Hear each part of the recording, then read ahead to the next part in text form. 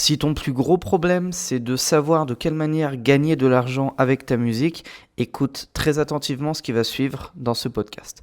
Je vais te présenter une méthode qui va te permettre de générer 15 000 euros en 24 heures avec un seul morceau.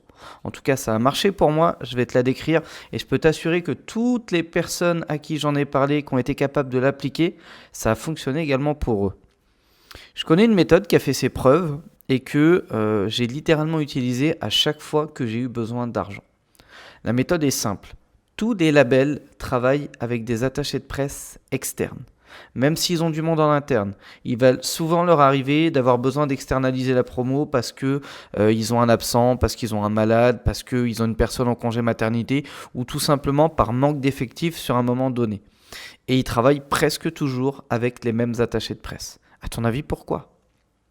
La réponse est simple, c'est parce qu'ils leur font confiance. Qu'ils aient des bons résultats ou qu'il y ait une sympathie mutuelle entre eux, peu importe. Le fait est qu'ils en sont satisfaits et qu'ils leur font confiance. Tout le secret est là, la confiance. Mais concrètement, c'est quoi le truc pour toucher les 15 000 euros ?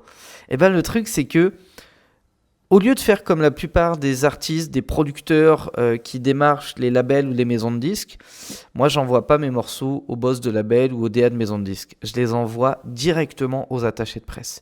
Et quand un des meilleurs attachés de presse radio de ce pays appelle un patron de label en lui disant « Va dans ta boîte mail, je t'ai envoyé un truc, écoute, c'est du lourd et rappelle-moi », à ton avis, qu'est-ce qui se passe ?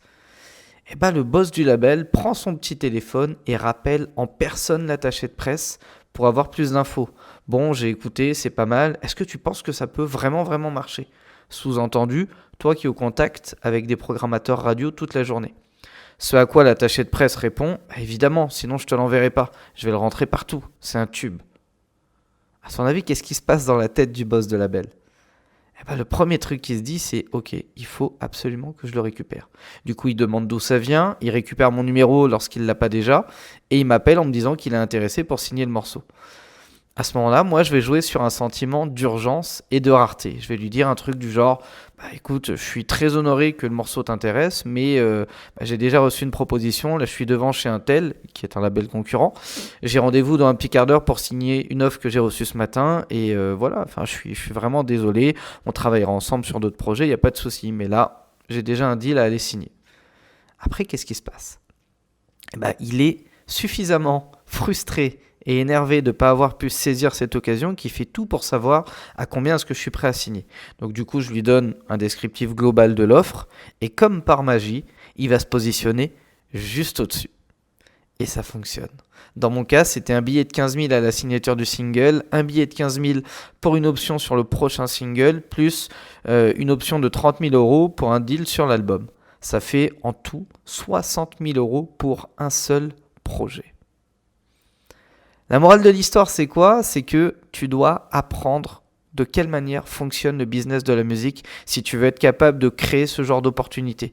Et ça, c'est un exemple parmi tant d'autres. Il en existe plein d'autres. Et c'est vraiment ce genre de valeur ajoutée que je te propose dans la formation PIS 2.0. Ça veut dire quoi, PIS ? Ça veut dire producteur et artiste à succès.